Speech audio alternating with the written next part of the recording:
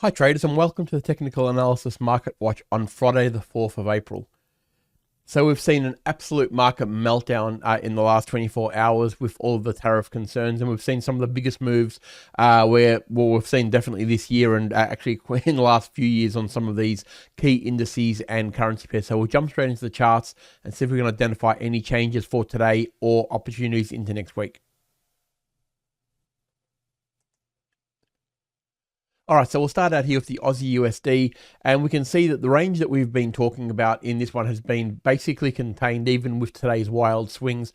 We've got effectively a low of 62.29 and a high of 63.86, which is nearly the full range of that zone that we've isolated there, but it has ended up somewhere in the middle. So no real surprise there for the Aussie USD, because I think it's the one that's probably the most confused out of a lot of the currency pairs actually. So really what it's found, it's very, very unusual what's happening here and very difficult to trade, because we've obviously got moving averages that are completely horizontal and running parallel with each other. The market is right in the middle of this channel. It's basically finished exactly where it started, even though it had the wild swings, and really nothing has changed for the last few weeks. So really very, very difficult to trade unless you're going in the direction of either of those boundaries. And my suggestion would be for the Aussie to really only focus on this channel until we get a daily close above the 64 and below the 62. Nothing has really changed in that narrative, even after today's wild swings. So really all we've seen is, I mean, if you go to a 15-minute chart, it's just going to be all over the place. Like, it's extraordinarily difficult to trade when the volatility is as aggressive as it was. But as you can see here, we'll go to a 15-minute chart. If you go back far enough, you can see the higher high, higher low sequences, which is good, out of the middle. And then we see the wild swings once we start to get a little bit of news out and things like that. And even the last little bit, you can see that we've had higher high, higher lows, but they haven't really pulled back to a 20 moving average, which makes us really, happy, of course, when we're looking for a trading opportunity. This one did here. Like you could see, obviously, we got that pullback to the 20 and the cross, but that was pretty much it. If you didn't get that one, you were kind of stuck, because you didn't really come back far enough here. And again, on the way down, you can see that it's just basically fallen away.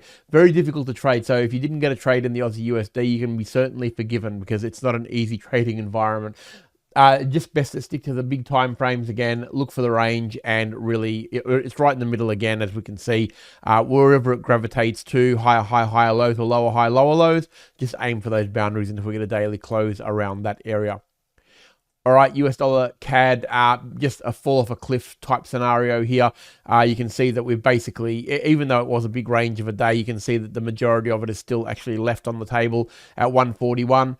Like I say, and you're going to see this a lot in today's analysis, when we've got heavy support and resistance lines drawn on the charts, when the markets are uncertain and there is big moves, they do gravitate to those key levels. And as you can see, the exact same thing here, came all the way down to 141. We knew it was a good level, and it was trying to roll over, like we've said. It was stuck inside a channel here most recently, but the high was it wasn't being able to get to the previous highs. So it's no real surprise that it actually did see weakness. No one, of course, expected such a big drop, but where it went to is not really a surprise either. You can see that we've got, once it did break through this level here, we never really got an opportunity to actually trade it, because you can see it just actually fell. But it did actually, the day before, did break that level again, and you can see we were right on the support line. So if it was going to hold, there was the place it was going to hold, around 142.50. But of course, all it did was capitulate.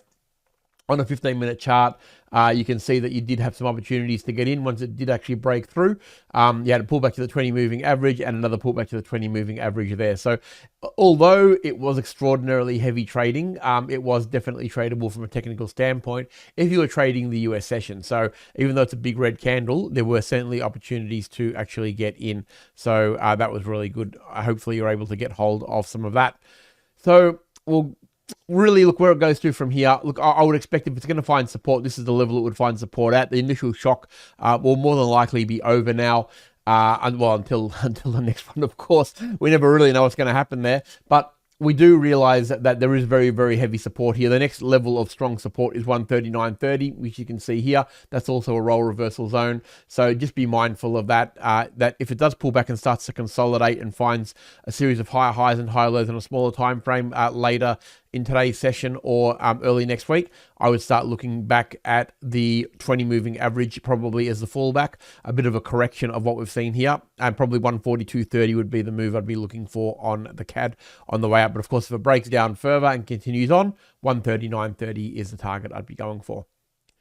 All right, US dollar yen now. Now, all this move has really done is exaggerated and I guess made everything move faster, because really, yeah, this has been, yeah, it was at resistance. We knew that the resistance earlier in the week, or late last week and early this week, it was starting to roll over around this point, around the 151. It was perfectly technical up until then, but then it did start to show the weakness. And we saw even yesterday, like we saw a pretty reasonable candle of rejection, a shooting star at this level here yesterday from 150 all the way down to 149.10. That was yesterday's close, right? So we were already heading on the way down. All it did, today was just basically sell right off once again, straight to the support. So 146.60-ish. But you can see we already had these lines drawn here. We already knew that this was the level it was more than likely going to if it did roll over from this point. Why? Because it's been there previously and it was a roll reversal zone. So nothing really complicated about that. And if you go to again, you'll probably see that there was quite a few good trading opportunities. Although it was a really, really big sell-off, there were some really good trading opportunities here. And this came down beautifully, as you can see, lower high, lower lows all the way. And look, no real surprise for the yen, because it's been very technical anyway. Like we've been trading really nice technicals on it for a long time. It's been very, very stable. Yes, it was a very big fall. Yes, it went down another 100 points from where it is now, but it's finding a bit of a pullback up to around this level that would have more than likely caught it as support. Often we do get sell-offs at these levels, as we know, and they go past the level and then retract to them. And this is what's happened here. So pretty good trading on the way down. Hopefully you're able to catch some of that. But I would expect that if we're going to find support, this is the level we're going to find it. If we see a bit of consolidation, again, similar to the CAD, look for a bit of a move up. The dollar index is effectively a complete sell-off. As we knew, it was already in a downtrend. It worked its way up, found resistance at the 20 moving average, started to weaken throughout the week, and really no real big surprise that it fell. The only big surprise is how far it fell. It obviously went down very, very low in a very big candle. We weren't expecting that, but it did go in the direction that we expected it to. It's pulled up quite significantly from its lows. It got to as low as 101. Sort of 25-ish there. It's pulled up quite a bit from that, nearly 100 points from there to, again, a level. Look, there is a level here of support. You can see the roll reversal from there. It was resistance. It's above that now, so I would expect that we're probably going to find a little bit more rounding from here. And if we start to pick up a little bit again, I would be looking at the 103.30 as the target for this one. But of course, the one we really want to trade is the euro. When we're looking at that, the euro exploded through. It was in an uptrend, found support on the 20 moving average. And the real surprise was the exaggerated move. The direction is no real surprise, of course, and it did hit the previous highs, or very close to the previous highs that we were talking about as the next real level of take profit. So look, there is a pretty straightforward way to play this one now. It's obviously moving in the direction that we wanted it to anyway, so there's no real surprise there. I would be looking for a bit of a correction back down to around that sort of 109.50 area, which are around all of these highs here.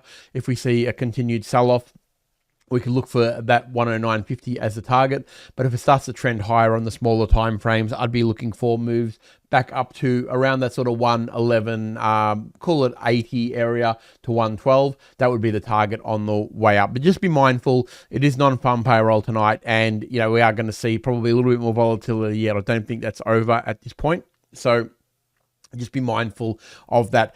I would be happy to trade at both sides. I think that we could easily come back to 109.50 just as easily as we can go to a 111.50. So whichever way it starts to trend, whichever direction the smaller moves start to happen, that is the direction I would follow on this one and use those boundaries as your targets. All right, and the S&P 500, well, this has been a really, really big move. We were obviously in a downtrend anyway, so no real surprises that we've seen this sell-off. We can see that we've obviously hit the target that we wanted to hit, which is around that 53.80. I actually thought, and I've been saying for a few weeks now, that we're probably going to get to 53 at some point this year. I didn't actually expect it to happen so quickly, but here we are. So it's found support at the level that we expect it to. The market often gravitates to the key levels when it is a little bit confused. So now what we're looking for is a few high low sequences in the smaller time frame to see if it can gravitate back. The new key resistance now will be the 55.50. So if we see a bit of a pullback, the 55.50 would be the level I'd be aiming for. But of course, if we do break down and continue to sell off, especially after non-farm payroll, the next real target now is going to be around that 52.20, which seemed outrageous not that long ago. Basically in the middle of February when we were trading at 6,100. But yeah, it's all happened now, and there's a lot of volatility in the market. So very, very interesting. Keep those boundaries up for the S&P 500. That would be the ultimate way to play it with so much volatility on the table. But it's a pretty good level for potential pullbacks now at around the 53.80, a pretty good level to bounce off from. So I hope you had a great week's trading. We've seen some really, really good opportunities. Hopefully you're able to take some of those on board, and you're able to get some of them. Even in this crazy session that we've just seen, there were some really good trading opportunities to get in. So hopefully you took advantage of that. Have a fantastic weekend. I look forward to seeing you all next week.